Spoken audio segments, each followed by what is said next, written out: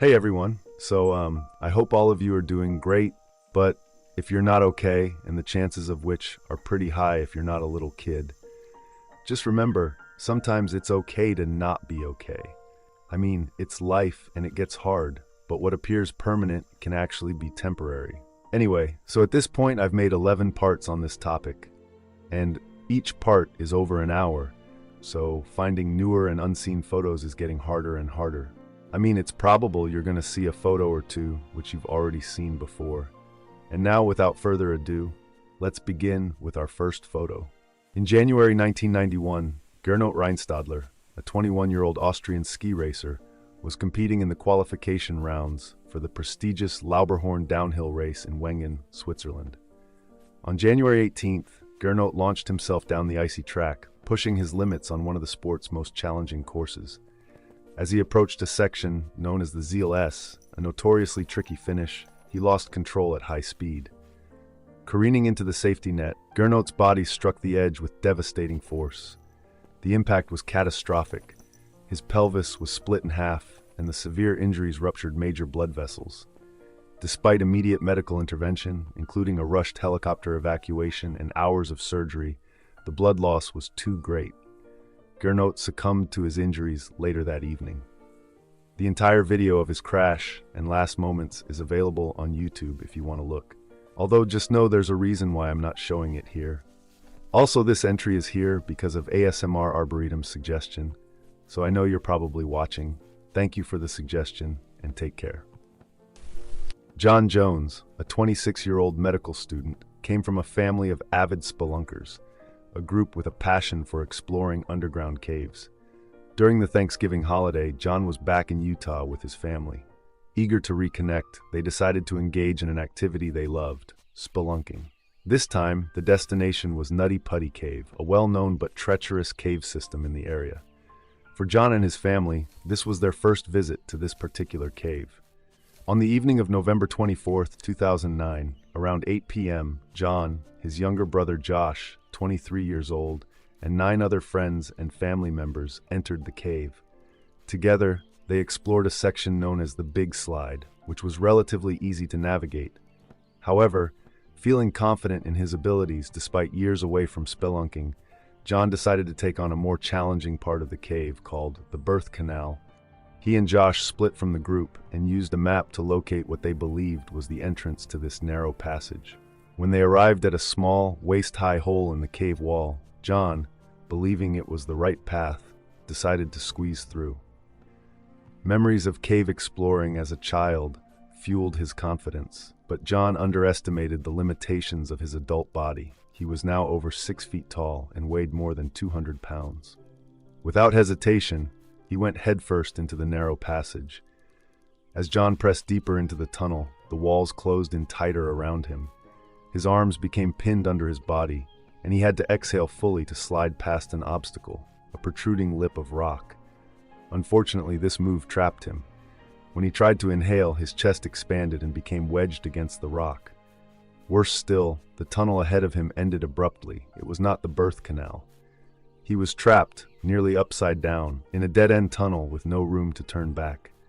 John called out to Josh, who tried to help but also got stuck. Realizing the severity of the situation, Josh managed to free himself and ran to get help. It took 3.5 hours for the first rescue worker, Susie Matola, to reach the scene. Susie tried to comfort John, but the sight of his position in the cave alarmed her. Rescuing him was going to be extremely difficult. John was nearly vertical, with his head lower than his feet, a dangerous position that causes blood to pool in the brain and makes it difficult for the heart to pump blood effectively. Time was running out. Rescue teams worked tirelessly to free John. They used ropes, pulleys, drills, and chisels to try to widen the passage and pull him out. Despite their best efforts, progress was minimal. John had been stuck for hours, and the trauma physician on site estimated he had only 8 to 10 hours to live due to the strain of being inverted. Rescue workers faced another complication.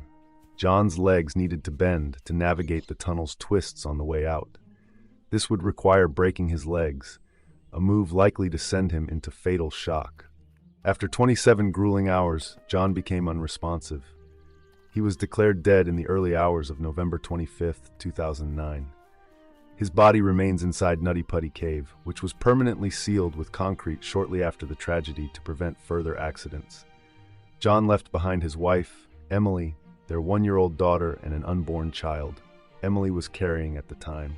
Here's the last photo of John during his exploration of Nutty Putty Cave, taken before he entered the fateful tunnel and lost his life. Emilia Sjöberg appeared to be just an average teenager, capturing a quick selfie before heading off to spend the evening at a friend's house. What makes this seemingly mundane image unforgettable, however, is the tragic story that follows. It would be the last photo ever taken of her alive.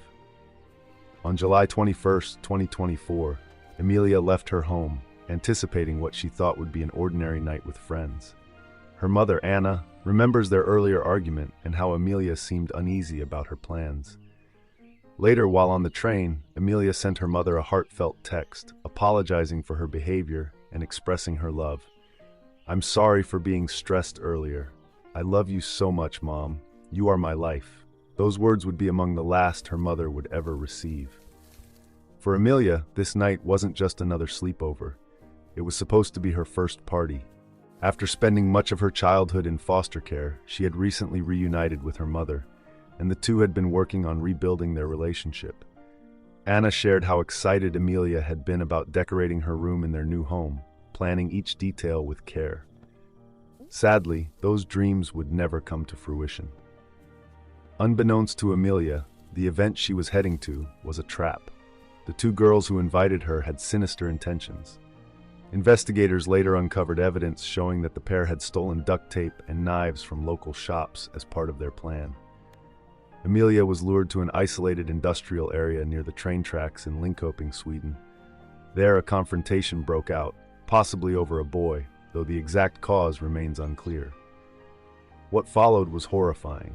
Emilia was restrained, attacked, and stabbed multiple times. When authorities discovered her body in the early hours of July 23rd, she had injuries to her neck and numerous bruises and cuts. Despite their attempts to save her, it was too late. The brutality of the attack wasn't the only shocking aspect. The two perpetrators recorded their actions, sharing the footage in a group chat and boasting about what they had done.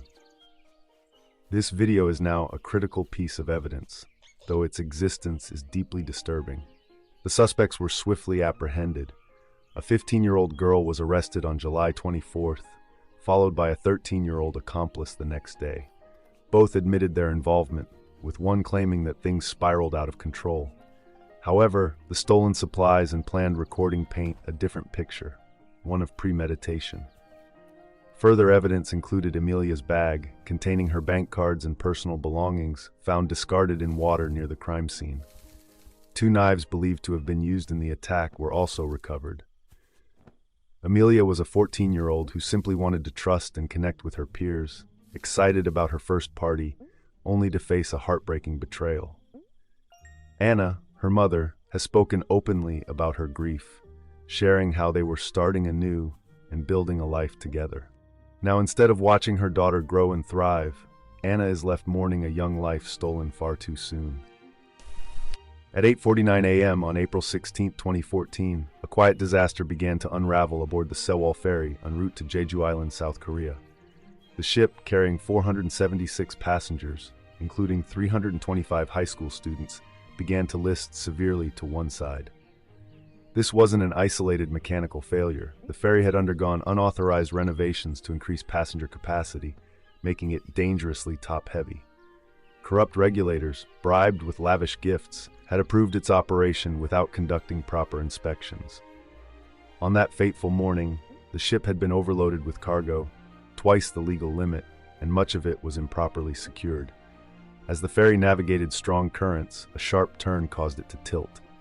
The unsecured cargo, including vehicles and containers, shifted abruptly, throwing the ship off balance. In the midst of this chaos, the captain issued an announcement instructing passengers to stay in their cabins. Trusting the captain's reassurances, most obeyed, unaware of the growing danger. For nearly an hour, no further instructions were given, leaving the students trapped in the lower decks, anxious and increasingly aware of their predicament. Calls for help began pouring into authorities, not from the crew, but from the students themselves. Despite their pleas, the response was delayed as the crew hesitated, paralyzed by fear. When the captain finally ordered an evacuation, it was too late. Water had already engulfed much of the ferry, blocking escape routes and trapping passengers. Survivors described scenes of panic as water rushed into hallways, sweeping away those attempting to climb to safety. Divers later recovered the bodies of students with broken fingers. Chilling evidence was found on the students' cell phones, videos and photos capturing their final moments as they waited in vain for instructions. Meanwhile, the captain abandoned ship shortly after issuing the evacuation order, leaving hundreds of passengers behind. In the end, 304 lives were lost, a tragedy made worse by the knowledge that nearly all could have been saved had evacuation begun immediately. The captain, whose gross negligence led to this catastrophe, was sentenced to life in prison. On a quiet December evening in Auckland, New Zealand, a CCTV camera recorded an unremarkable scene. A man in an elevator, calmly pushing a luggage trolley with a large suitcase balanced on top. At first glance, it seemed like any other moment on any other day. But this seemingly mundane image conceals a far darker truth. To understand the significance of that suitcase, we must go back to Grace Millane, a 22-year-old from England. Recently graduated and eager to explore the world, Grace had meticulously planned her solo adventure. After traveling through South America, she arrived in New Zealand in November 2018. On December 1st, the night before her 22nd birthday, Grace made plans to meet a man she'd connected with on Tinder. His name was Jesse Kempson. She messaged a friend, mentioning how well they seemed to get along and assuring her that she would check in the next day. That evening, Grace and Jesse met at a bar in Auckland's city center. CCTV footage captured them chatting, laughing, and moving between venues. They left the Bluestone Room around 9:30 p.m., heading to Jesse's hotel. Security footage shows them entering the City Life Hotel together, Jesse fumbling briefly with his keycard before leading Grace to his room, 308. What happened behind those closed doors is known only through the evidence that surfaced later. Sometime that night, Jesse Kempson ended Grace's life. No emergency call was made, no attempt to explain or seek help. Instead, at 1:30 a.m., Kempson searched the internet for terms like hottest fire and way to carry ranges, a remote area outside Auckland. He even browsed adult content, all while Grace's lifeless body lay in the room. The next morning, Kempson's focus had shifted entirely. He sent messages to another woman on Tinder, trying to arrange a date for later that day. He then left the hotel, stopping at a nearby store to purchase cleaning supplies and a suitcase. Upon returning, his plan was already in motion. Later, CCTV footage showed him transporting 2 suitcases out of the hotel using a luggage trolley. In one of them was Grace's body, folded to fit inside. Her family, meanwhile, was growing increasingly concerned. December 2nd was Grace's birthday, and she hadn't responded to their messages. By December 5th, with no word from her, they reported her missing. Police began their investigation, initially treating it as a routine disappearance. But as they pieced together CCTV footage and rental car records, a grim story unfolded. On December 9th, they found Grace's body buried in the Waitakere Ranges. She had been wrapped in a blanket and concealed in the suitcase Kempson had purchased. A nearby shovel, believed to be used in digging her grave, was also recovered. Jesse Kempson was arrested on December 8th, the day before Grace's body was found. 2 days later, he was charged with her murder. In court, he appeared composed, even indifferent. His name was initially suppressed under New Zealand law, leaving the public in the dark about his identity. The trial began in November 2019, nearly a year later, and lasted 3 weeks. Kempson pleaded not guilty, claiming Grace's death was an accident during consensual activities. However, the evidence, including his internet searches, the purchase of cleaning supplies, and his casual attempts to move on immediately afterward, told a very different story. In February 2020, Kempson was convicted and sentenced to life in prison, with a minimum of 17 years before parole eligibility. But the revelations didn't stop there. When the court lifted his name suppression later that year, the public learned of other crimes he had committed, including assaults on multiple women. One victim, another British tourist, came forward after recognizing him in the news. And so, we return to that haunting image. A man in an elevator, calmly pushing a luggage trolley with a suitcase on top. But now we know the truth. That suitcase held the body of Grace Millane, a young woman whose bright future was cut short by someone she had trusted. At first glance, the photograph is serene. A woman walking barefoot along a sunlit beach, the ocean stretching endlessly behind her. The caption reads, "The time that is enjoyed is the true time lived." It's an image of carefree joy, the kind of picture you might scroll past on social media without a second thought. But this seemingly idyllic moment hides a chilling reality, a story of neglect, betrayal, and unimaginable loss. The woman in the photo is Kristel Candelario, a mother from Cleveland, Ohio. At home, her 16-month-old daughter, Jaylin, was at a stage of life where she depended on constant care and attention. Jaylin was just beginning to explore her world, forming words, and needing the nurturing only a caregiver could provide. But Kristel's ability, or willingness, to fulfill that role was often called into question by those around her. Neighbors later recounted incidents that painted a troubling picture. Once, Kristel left Jaylin with a neighbor for what was supposed to be a weekend. That weekend stretched into 6 weeks, with Kristel ignoring calls and refusing to return for her child. In another incident, she reportedly left Jaylin home alone for 2 days. Such behavior was not an anomaly, but a pattern. Then came June 2023, when Kristel embarked on a 10-day vacation to Puerto Rico and Detroit. She left Cleveland on June 6th, sharing snapshots of her trip online. Among them was the now infamous photo of her smiling on a beach, a moment she presented as tranquil and carefree. What the world didn't see was the grim reality back home. Kristel had left Jaylin completely alone in their house, with no one to check on her, no food, and no water. For 10 days, Jaylin was left to fend for herself. Neighbors later reported hearing her cries from inside the house, but the sounds eventually stopped. Some assumed Kristel was home, while others did nothing. By the time anyone realized what had happened, it was far too late. Kristel returned home on the morning of June 16, 2023, to a devastating scene. In the playpen where she had left her daughter, Jaylin lay unresponsive. The playpen was soaked with urine and feces, the blankets around her soiled. Before calling emergency services, Kristel changed Jaylin into a clean outfit, but it was already too late. Emergency responders pronounced the toddler dead at the scene. The medical examiner later determined that Jaylin had died of starvation and dehydration. Her body bore no signs of physical trauma, but the toll of neglect was undeniable. In the 10 days she was left alone, Jaylin had lost nearly a third of her body weight, weighing 7 pounds less than at her last doctor's visit just 2 months prior.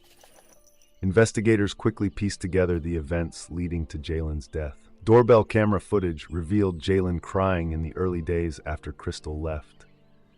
Kristel, it was determined, had left only a few bottles of milk behind, knowing there was no one to care for her child. In February 2024, Kristel pleaded guilty to aggravated murder and child endangerment as part of a plea deal that spared her the death penalty. Additional charges, including felonious assault and other murder counts, were dropped. During sentencing, her attorney pointed to her history of mental health struggles, claiming she had stopped taking antidepressants earlier that year, which impaired her judgment. Her parents pleaded for leniency, saying they were unaware of the trip and believed Kristel had been caring for Jaylin at home, but the court showed no mercy. On March 18, 2024, Judge Brendan Sheehan sentenced Kristel to life in prison without the possibility of parole. In his sentencing, he described her actions as the ultimate act of betrayal, pointing out the unimaginable suffering Jaylin endured in her final days. Now, when we look at that serene photo of Kristel on the beach, it's impossible to see it the same way. The image represents the life Kristel wanted to project, carefree and unburdened. But behind that moment of manufactured peace was a tragic reality. A 16-month-old child, abandoned and left to die, terrified and alone. In 2005, Addie Hall and Zach Bowen's paths crossed while they were both bartending in New Orleans. Addie had a fiery personality and a tendency to test the people around her. She would often play the role of a mean girl as her way of flirting, pushing boundaries to see who could handle her volatile nature. Zach, as it turned out, had his own temperamental streak. Their similarities were undeniable, and though their relationship was tempestuous, there was an undeniable connection between them. Friends who observed their constant bickering were skeptical that their relationship would last. But when Hurricane Katrina devastated New Orleans, their bond deepened. As the storm approached, Zach and Addie decided to stay and weather it together.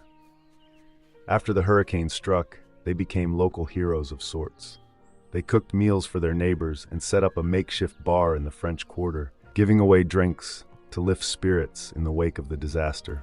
Their resilience and love in the face of chaos earned them a feature in the New York Times, and for a while, they were the celebrated king and queen of the French Quarter. But as life in New Orleans returned to normal, the magic of their bond began to fade. Struggling to make ends meet, the couple's relationship became increasingly strained. The passionate love that had blossomed during the hurricane's aftermath turned into a toxic cycle of vicious arguments. By October 2006, they decided to start fresh in a new apartment, hoping to rekindle their relationship. They found a place above the historic Voodoo Spiritual Temple on Rampart Street and moved in immediately. However, the move only amplified their issues. Shortly after settling in, Addie discovered that Zach had been unfaithful. Furious, she went to the landlord and demanded that Zach's name be removed from the lease. Zach found out before Addie could confront him directly, igniting a ferocious fight between the two. Days later, Zach showed up at work acting oddly. He wore a hat pulled low over his face and sunglasses, avoiding eye contact and deflecting questions from coworkers. Meanwhile, Addie stopped coming to work entirely. When questioned about her absence, Zach claimed they had fought and that Addie had left New Orleans to return to her hometown in North Carolina. While some found this explanation suspicious, they knew Addie to be unpredictable and didn't press further. On October 17, 2006, police received a call from a New Orleans hotel reporting what appeared to be a body on their parking garage roof. When officers arrived, they found a deceased man who had died from an apparent fall. Searching his pockets, they discovered a note addressed to the police. The note revealed a horrifying confession. The man, Zach Bowen, admitted to murdering his girlfriend, Addie Hall, and directed them to their apartment on Rampart Street. Police rushed to the address, bracing for the worst. Inside, the apartment was ice cold, with the air conditioning set to its lowest temperature. Spray-painted messages covered the walls, including phrases like, "I'm a total failure," and "look in the oven," with arrows pointing toward the kitchen. Following the morbid instructions, officers opened the oven and discovered Addie's remains. In the apartment, they also found her journal, which Zach had used to write an 8-page confession detailing the murder. He described how he had strangled Addie during an argument and attempted to dismember and cook her body to make disposal easier. However, he ultimately couldn't go through with it, overwhelmed by guilt and horror at his actions. Zach's confession and the grim scene in the apartment revealed the depths of his mental unraveling. After killing Addie, he had spent days in the apartment with her remains, drinking heavily and spray-painting his tormented thoughts on the walls. Finally, unable to live with himself, he chose to end his life by jumping from the hotel. Saturation diving is one of the most extreme and demanding professions in the world, requiring divers to work on underwater structures at extraordinary depths for oil and gas companies. These highly trained specialists descend to depths where the pressure on their bodies is so immense that the gas they breathe becomes trapped inside their tissues. While this is harmless while they're under pressure, the problem arises when they ascend to the surface. As they rise, these trapped gases expand and must be released gradually through a process called decompression stops. If a diver ascends too quickly without allowing time for the gases to escape naturally, they can suffer from decompression sickness, or the bends, which can be fatal. The deeper a diver goes, the longer these decompression stops take. For example, at depths of 2,000 feet, it can take about 33 hours to safely return to the surface. Because this process is so time-consuming, oil and gas companies developed a solution: pressurized living chambers aboard ships and oil rigs where divers remain at pressure for the entirety of their multi-week shifts. This ensures that the gases in their bodies remain stable, eliminating the need for decompression after each dive. Divers live in these cramped chambers for weeks, traveling to and from the seafloor in a small, pressurized dive bell that connects to the chamber without depressurizing the entire system. At the end of their shifts, they undergo one long decompression period inside the chamber before being able to return to normal atmospheric pressure. In September 2012, a saturation diver named Chris Lemons experienced a life-threatening incident while working in the North Sea. At 32 years old, Chris, along with 11 other divers, had embarked on a 4-week saturation shift. On September 12th, Chris, along with 2 other divers, Dave and Duncan, was assigned routine maintenance on an oil platform located 330 feet below the surface. Despite the North Sea's notoriously harsh weather, they decided to proceed with the dive, even though conditions were especially rough that day. The process began with the divers putting on their specialized equipment and entering the dive bell through a tunnel from their pressurized chamber. The dive bell was then lowered into the ocean, guided by a dynamic positioning system, a high-tech navigation system that keeps the ship steady above the dive site, regardless of waves or wind. This system is crucial because the dive bell and the divers connected to it rely on the ship staying in place. Once the bell reached the target depth, Chris opened a hatch on the bottom, allowing access to the water while maintaining the internal pressure. Duncan stayed inside the bell to assist Chris and Dave, who exited to work on the oil platform. The divers were connected to the bell by umbilicals, long cables providing air, heat, electricity, and communication. These umbilicals are vital lifelines, ensuring the divers' survival and connection to the surface. After descending to the seafloor, the divers climbed the oil platform to their assigned work areas. About an hour into their task, disaster struck. The dynamic positioning system on the ship failed, and the backup system also malfunctioned. This caused the ship to drift in the rough seas, dragging the dive bell and the divers along with it. Recognizing the severity of the situation, the surface crew ordered Chris and Dave to immediately abandon their tasks and return to the bell. Both divers began climbing back to the bell, but their umbilicals were stretched taut as the ship drifted farther away. Dave managed to reach the bell, but Chris's umbilical became entangled around a pylon on the oil platform. Unable to free himself, Chris radioed Duncan for more slack, only to be told there was none left. As tension on his umbilical increased, it eventually snapped with a loud explosion, cutting off Chris's air supply, heat, communication, and light. He was thrown backward and plunged into the freezing, pitch-black water. Now relying on his emergency air canisters, which provided only 5 to 6 minutes of breathing time, Chris faced an almost certain death. Alone in the dark and with limited time, he began walking in a random direction, hoping to find the oil platform again. Miraculously, he stumbled upon it and climbed to the top, where he waited in vain for rescue. By this time, his air supply would have been completely exhausted, leaving him unconscious and presumed dead. Meanwhile, the ship's crew frantically tried to reposition the vessel above the dive site. A remote-controlled underwater vehicle was deployed to locate Chris. After several tense minutes, the vehicle's camera located him lying motionless atop the platform. By then, Chris had been without air for over 20 minutes, far beyond what anyone could survive. What happened next would defy all expectations. Duncan and Dave, who were still in the dive bell, received word from the surface team that Chris's body had been located. Though they believed he was almost certainly dead, they were ordered to retrieve him. With the ship finally repositioned, the dive bell was lowered back toward the oil platform.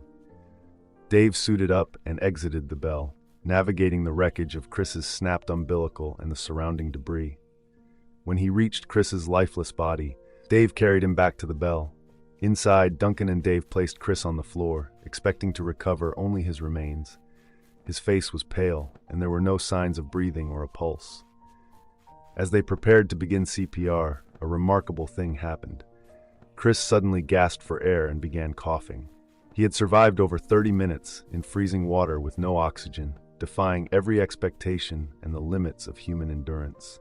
Chris's miraculous survival was later attributed to a combination of factors. The cold water of the North Sea had likely induced a hypothermic state, which slowed his metabolism and reduced his oxygen demand.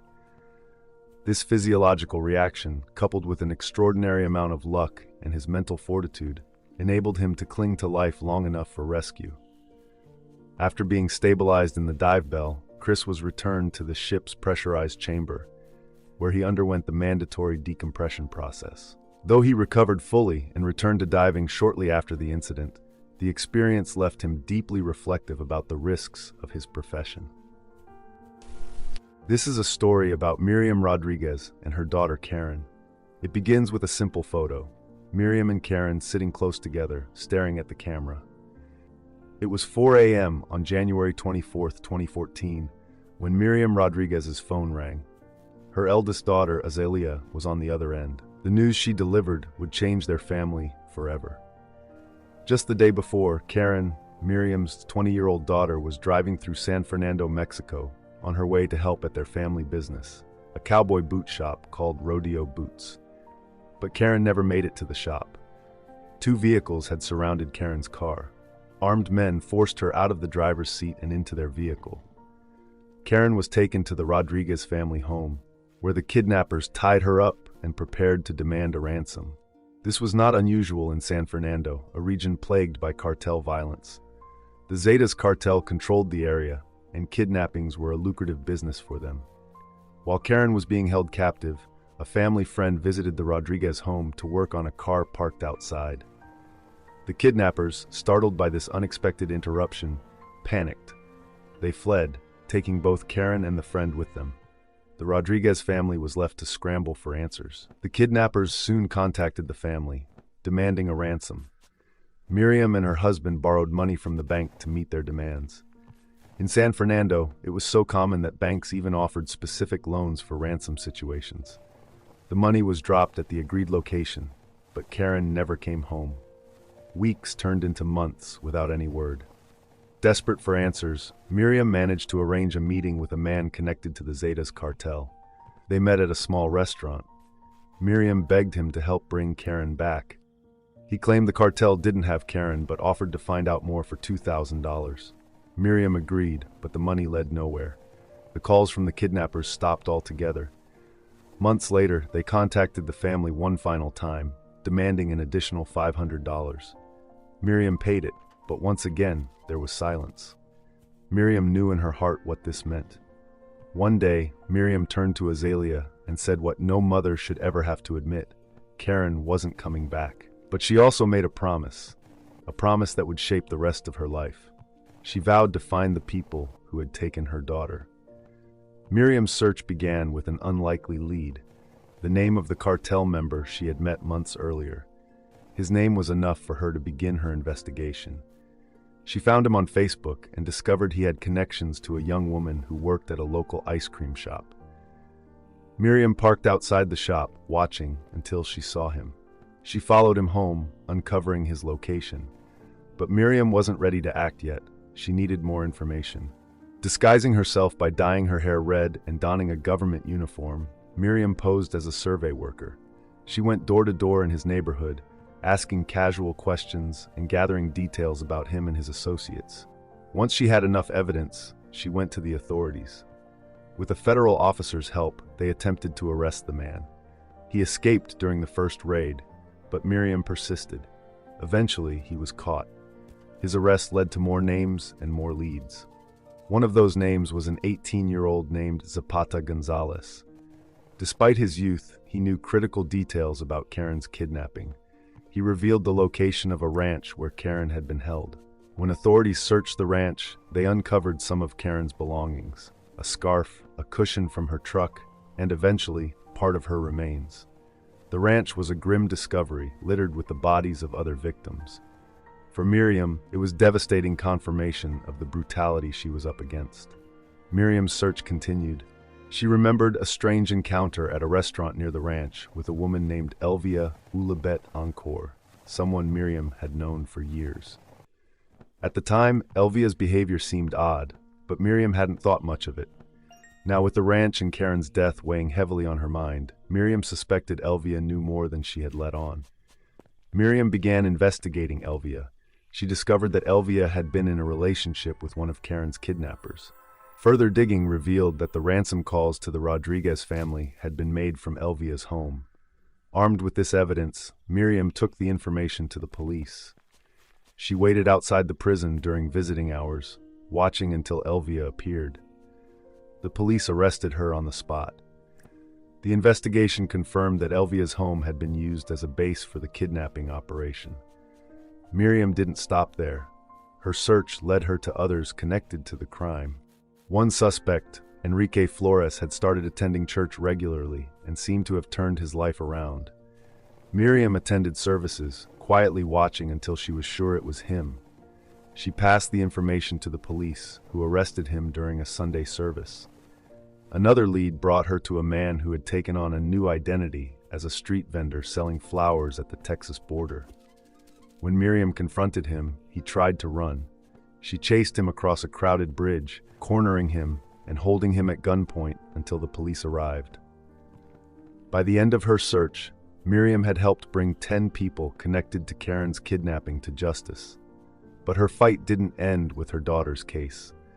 Miriam founded a support group for families of the disappeared, known as the Vanished Collective of San Fernando. The group grew rapidly, with over 600 families joining the effort to find their loved ones. Miriam's determination inspired many, but it also made her a target. In early 2017, 29 inmates, including some of Karen's abductors, escaped from a penitentiary. Fearing for her safety, Miriam requested police protection, but the promise of patrols around her home went unfulfilled. On May 10, 2017, Mother's Day in Mexico, Miriam returned home on crutches, having recently broken her foot while chasing yet another suspect. As she approached her house, a white Nissan pulled up. Inside were some of the escaped inmates.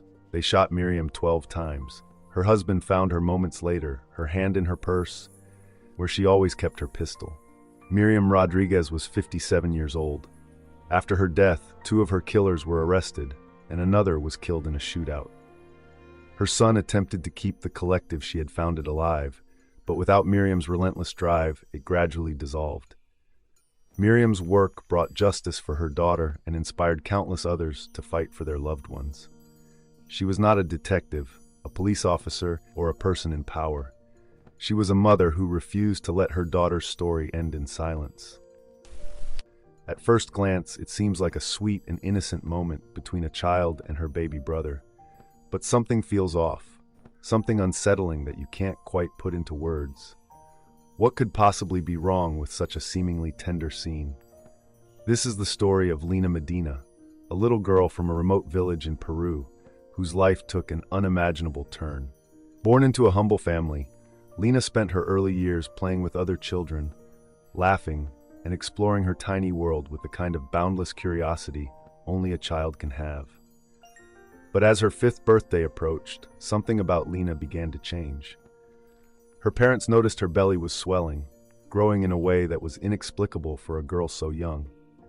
At first, they dismissed it as a strange growth spurt, or perhaps a sign of malnutrition. But as the weeks passed, her belly continued to expand and her parents grew increasingly alarmed. Lina no longer had the energy of a typical young girl. She seemed tired, fragile, and unwell. Her body was undergoing changes that defied explanation. Desperate for answers, her family sought medical help. When they reached a hospital in Pisco, the doctors were baffled. Lina was just a child, yet her symptoms pointed to something no one wanted to believe. At first, they suspected a tumor, a rare and potentially life-threatening growth. They ran tests, hoping to identify the issue and provide treatment. But the results shocked everyone. Lina wasn't sick. She was 7 months pregnant. A 5-year-old girl carrying a child? It was unprecedented, unthinkable. Lina's condition challenged everything the doctors thought they knew about human biology. As they delved deeper, they discovered that Lina had a rare condition called precocious puberty, which causes the body to begin developing into adulthood at an unusually young age. Lina had started menstruating at just 3 years old, which made it biologically possible for her to conceive, even at such a tender age. News of Lina's pregnancy spread rapidly. People across Peru, and soon the world, were captivated by the shocking and deeply unsettling case. Doctors, journalists, and curious onlookers descended on the village, eager to learn more. But for Lina and her family, the attention was a nightmare. They wanted nothing more than to protect their little girl. The doctors knew Lina's pregnancy posed a grave risk to her health. Her small body was not equipped to handle the strain of childbirth. After much deliberation, they decided the safest course of action was a cesarean section. And so on May 14, 1939, Lina Medina, at just 5 years old, gave birth to a healthy baby boy. He weighed 6 pounds and was named Gerardo, after the doctor who first diagnosed Lina's pregnancy. Though the delivery was successful, the challenges were far from over. To shield Lina and Gerardo from the prying eyes of the world, her family made a difficult decision. They raised Gerardo to believe Lina was his sister, not his mother. For years, this fiction protected them both, but the truth eventually came out, raising questions that had no easy answers. The media frenzy surrounding Lina's story persisted. She was dubbed the youngest mother in history, a title that brought with it a mix of pity, curiosity, and disbelief. Despite the efforts of Lina's family and the Peruvian government to shield her from becoming a spectacle, the weight of her story was impossible to escape. Gerardo grew up healthy and strong, living as normal a life as possible under such extraordinary circumstances. However, he passed away in 1979 at the age of 40 from bone marrow disease. Lina, on the other hand, chose a life of privacy, steering clear of the spotlight. She eventually married and had another son, determined to protect him from the attention that had once engulfed her. But even as Lina moved on, the world continued to grapple with the unanswered questions her story left behind. The most haunting of these was the identity of Gerardo's father. Lina never revealed who it was, perhaps because she didn't know or couldn't understand. She was just a child, too young to comprehend the events that had unfolded. Rumors swirled, some suggesting it was a family member, others speculating it was a stranger who had taken advantage of her. But with no evidence and no thorough investigation, the truth remains a mystery. On the night of February 9, 2004, a resident of Woodsville, New Hampshire, noticed a compact black car stuck in a snowbank near the road by her home. Concerned, she contacted the local sheriff's office to report the situation, prompting officers to be dispatched to the scene. Not long after, a school bus driver traveling along the same route spotted the stranded car and stopped to check on the driver. The young woman introduced herself as Maura Murray, a 21-year-old college student from Massachusetts. She appeared unhurt and reassured him that a tow truck was already on its way. Satisfied with her explanation, the bus driver left, though he felt uneasy about the interaction. Shortly after, he decided to inform the authorities, only to learn they were already en route. When an officer arrived, the black car was still there, but Maura was nowhere to be found. A brief search of the area turned up no clues about her whereabouts or any signs of foul play. Her family was contacted, but none of them had heard from her. It was as if she had vanished into thin air. Just a day prior, Maura had spent time with her father and exhibited no unusual behavior. On the morning of her disappearance, classes at her college were canceled due to a snowstorm. She emailed her professors and employer, stating that a family member had died and requesting a week off, though her relatives later clarified this wasn't true. After sending the emails, she withdrew $280 from an ATM, purchased alcohol from a liquor store, and visited the DMV to address an issue with previous damage to her car. Beyond these actions, what transpired before the crash remains a mystery. A search of her abandoned car revealed directions to a condominium complex in Burlington, Vermont. Phone records showed she had spoken with the property owner, but hadn't mentioned plans to anyone about traveling to Vermont. Back in her dorm, her belongings were found packed neatly, as if she had intended to leave. A note addressed to her boyfriend reflecting on their relationship troubles was also discovered, but wasn't explicitly a farewell letter. While most of her possessions were accounted for, her phone and bank cards were missing. Neither was ever used again after her disappearance. 6 days later, a massive search effort covered 20 square miles around the crash site using helicopters, scent dogs, and volunteers. Despite these efforts, no trace of Maura was found. Strangely, although snow covered the ground, there were no footprints near the car, and the dogs lost her scent a short distance away, as if she had vanished. The minutes between the bus driver leaving and the officer's arrival remained critical. In that narrow window, Maura disappeared without explanation. To this day, her fate remains a mystery, and her case unsolved. One of the final confirmed images of Maura shows her withdrawing money from an ATM just hours before driving to Woodsville, where her car was found abandoned and she disappeared. In the early 2000s, Armin Meiwes seemed like an upstanding citizen in his German community. He mowed neighbors' lawns, offered to fix friends' cars, and hosted elaborate dinner parties. However, beneath this seemingly wholesome persona lurked a deeply disturbed individual. In 2001, Meiwes posted an online ad seeking a young, physically fit man willing to be slaughtered and consumed. The bizarre request drew considerable attention, with many responding out of curiosity. Yet none followed through, until Bernd Jürgen Brandes, who had previously placed his own ad asking to be killed and eaten, came across Meiwes' post. The two connected, agreeing to fulfill each other's macabre desires. On March 9, 2001, Brandes traveled to Meiwes' home. The encounter was meticulously documented by Meiwes, who set up a video camera to capture Brandes' consent. As planned, Brandes lay in a bathtub, giving Meiwes the green light. Meiwes initially attempted to bite into him, but found it impossible. At Brandes' suggestion, Meiwes used a knife to remove a portion of his flesh. The pair tried cooking and eating it together, but they burned the meat, ultimately feeding it to Meiwes' dog. As Brandes began slipping in and out of consciousness due to significant blood loss, Meiwes paused to read a Star Trek book in another room. Returning later to find Brandes barely alive, Meiwes deliberated and prayed before finally ending his life. He then butchered Brandes' body, storing the meat in his freezer. Over the next 10 months, Meiwes consumed approximately 44 pounds of Brandes' remains. In December 2001, Meiwes posted another ad seeking a willing participant, which ultimately led to his arrest. Police, acting on a tip, discovered Brandes' remains behind pizza boxes in Meiwes' freezer. Despite presenting the video evidence of Brandes' clear consent, Meiwes was convicted and sentenced to life in prison. This haunting case became infamous for its gruesome details, including the online photo Meiwes used to attract Brandes and the bathtub where the unthinkable act occurred.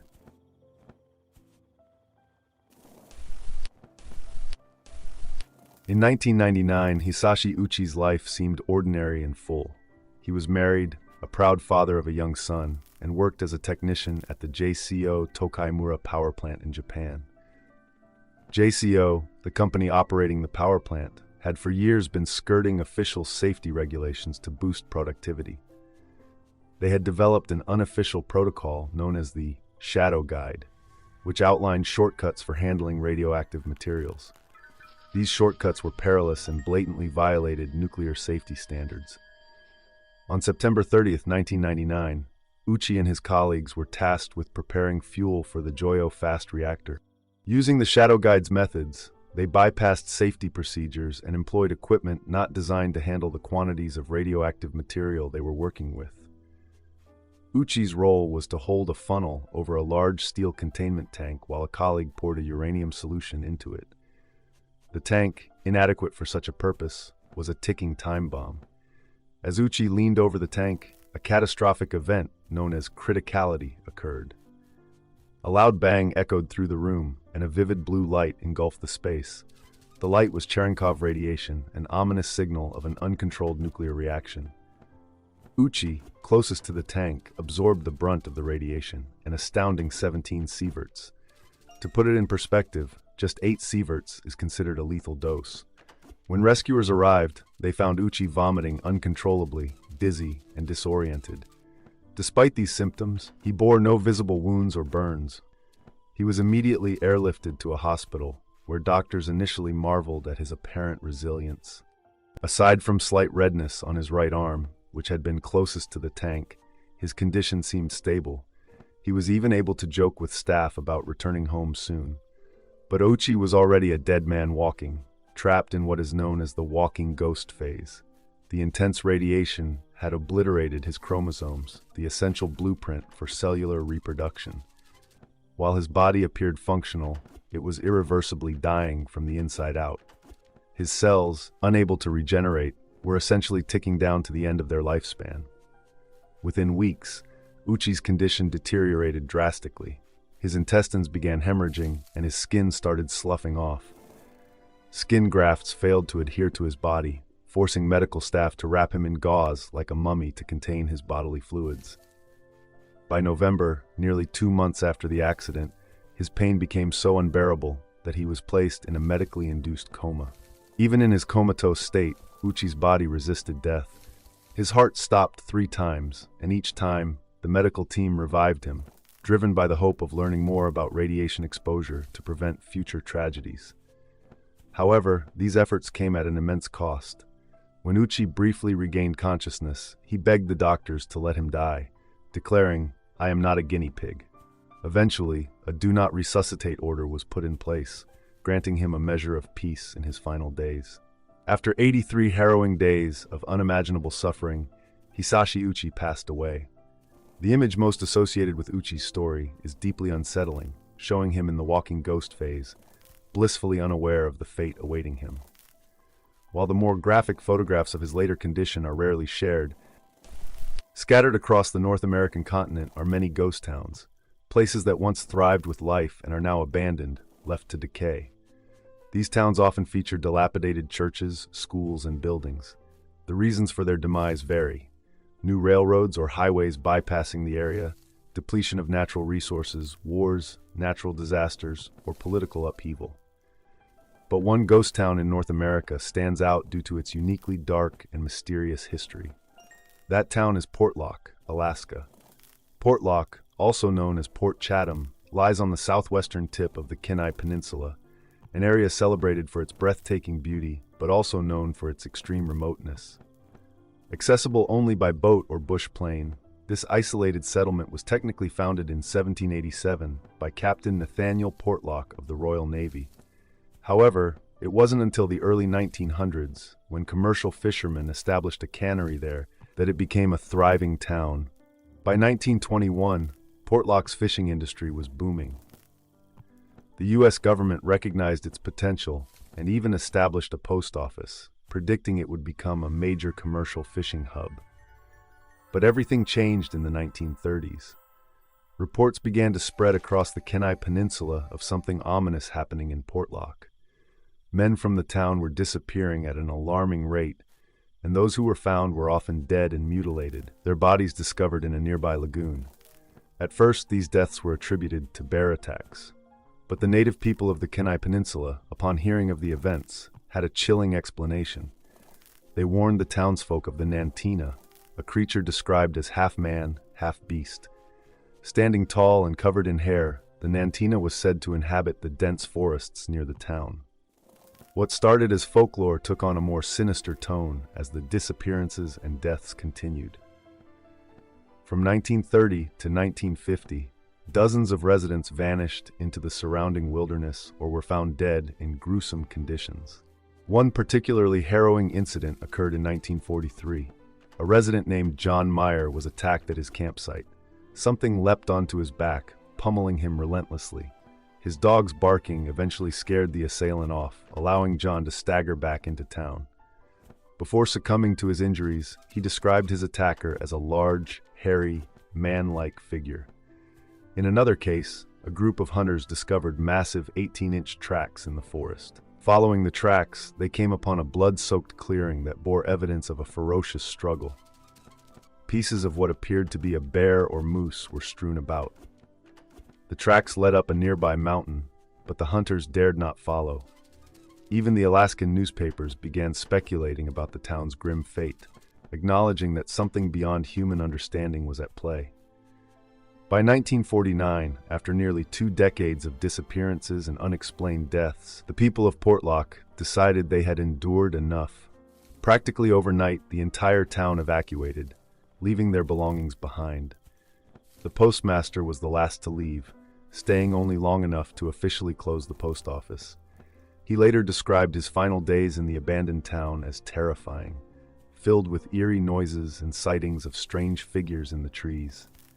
Since then, Portlock has remained abandoned. Occasionally, fishermen or adventurers have stumbled upon the ghost town, but their experiences have often been unsettling. In the 1970s, a group of fishermen sought refuge there during a storm. After setting up camp, they witnessed something massive moving through the forest. Terrified, they packed up and left, preferring to face the storm rather than whatever lurked in the woods. Few modern photographs or videos exist of the site, but one eerie image captures a lone building standing amidst the ruins. This structure sits close to the forest where many disappeared and near the lagoon where the mutilated bodies were found.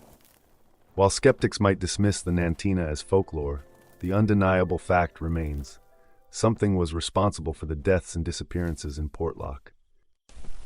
Mike Moylan, a 45-year-old man from Florida, jolted awake with an excruciating headache. Gripping his head in pain, he squinted at the alarm clock across the room. 4:30 a.m., June 28, 2007. Dizzy, he tried to stand but had to sit back down before steadying himself. After taking a few deep breaths, he got up again, crossed his bedroom to the bathroom, and downed 3 painkillers from the medicine cabinet. Returning to bed, Mike noticed a dark spot on his pillow. Not wanting to wake his sleeping wife, April, he didn't turn on the lights. Running his hands over his head, he found blood near his right ear. He assumed April must have accidentally elbowed him in her sleep, causing the bleeding and the headache. Content with this explanation, he lay back down, waiting for the painkillers to take effect. Half an hour later, the pain had only intensified and his ear was still bleeding. Alarmed, Mike considered the possibility of a ruptured aneurysm. Panicking, he woke April, urging her to drive him to the hospital immediately. Though groggy and confused, she eventually agreed. At the emergency room, doctors x-rayed Mike's head. When a nurse returned with the x-ray, she held it up to the light, pointing to an object in his skull. "It looks like you've been shot," she said. Stunned, Mike and April struggled to comprehend. Mike was rushed into surgery, where doctors successfully removed the bullet from his head. As Mike recovered in his hospital bed, police arrived to investigate. Initially, they suspected a stray bullet had entered the house and struck him. However, during questioning, April revealed she kept a pistol under her pillow, which she claimed might have fired accidentally. As police pressed her further, her story unraveled, and she confessed to attempting to kill Mike. She admitted her motive. She had recently ruined one of their successful businesses, and feared Mike discovering the truth. Mike, devastated by her betrayal, recalled noticing strange behavior from April that morning. She had taken an unusually long time to get dressed after he woke her, and had driven to the hospital at a suspiciously slow pace, seemingly stalling in hopes he wouldn't make it. April was charged with attempted murder, but served only a year in prison after accepting a plea deal. In 1992, Marvin Heemeyer, a 41-year-old repairman, purchased a plot of land in the small town of Granby, Colorado. He set up a muffler shop on the property and successfully ran his business there for about a decade. In the early 2000s, a cement company approached him with an offer to purchase a portion of his land for building a cement plant.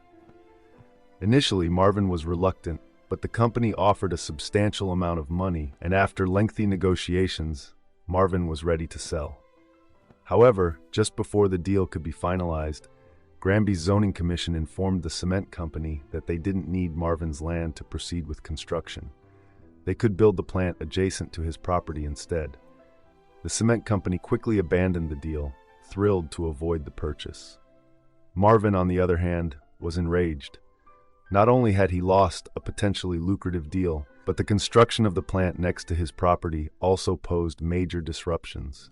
The neighboring land, which Marvin had used as a shortcut between his home and muffler shop, was now inaccessible. Marvin began petitioning the town to halt the construction, but every appeal was rejected. Within a year, the cement plant was built and operational, directly beside Marvin's property. The situation left Marvin feeling betrayed and embittered. Over the next few years, his frustrations grew as he clashed with town officials over zoning decisions, and he became convinced that the system was stacked against him. On the afternoon of June 4, 2004, the residents of Granby were startled by a thunderous noise reverberating through the town. When they rushed outside, they were met with a shocking sight: a massive, fully armored bulldozer rumbling down the streets. The vehicle was encased in steel plates over a foot thick in some areas, leaving no visible windows or openings. Inside, the driver had welded himself in and installed cameras on the exterior to navigate. The heavily modified bulldozer, later dubbed the Killdozer, was traveling at a slow but relentless pace of about 4 miles per hour, crushing everything in its path. Marvin Heemeyer was at the controls, seeking revenge against those he believed had wronged him. Over the course of 2 hours, he used the Killdozer to destroy 13 buildings, beginning with the cement plant that had fueled his grudge. He then targeted the town hall, a local bank, the police station, the local newspaper's office, a hardware store, and even the home of Granby's former mayor. Terrified residents fled for safety and frantically called 911. Police scrambled to stop the armored machine, but were helpless against its sheer power and impenetrable exterior. Even their largest vehicles were effortlessly pushed aside, and SWAT teams' high-caliber, armor-piercing rounds proved useless. The rampage only ended when the bulldozer became trapped in the basement of a building, its treads unable to gain traction. Moments later, the engine gave out, leaving the machine immobilized. It took authorities 7 hours to cut through the thick armor and access the inside of the bulldozer. There, they found Marvin, who had taken his own life. It was later revealed that Marvin had spent over 1.5 years meticulously modifying the bulldozer into an unstoppable assault vehicle. He had planned the rampage as an act of vengeance against the town officials and institutions he held responsible for his grievances. Marvin was the sole fatality in the event, but his actions caused over $7 million in damages.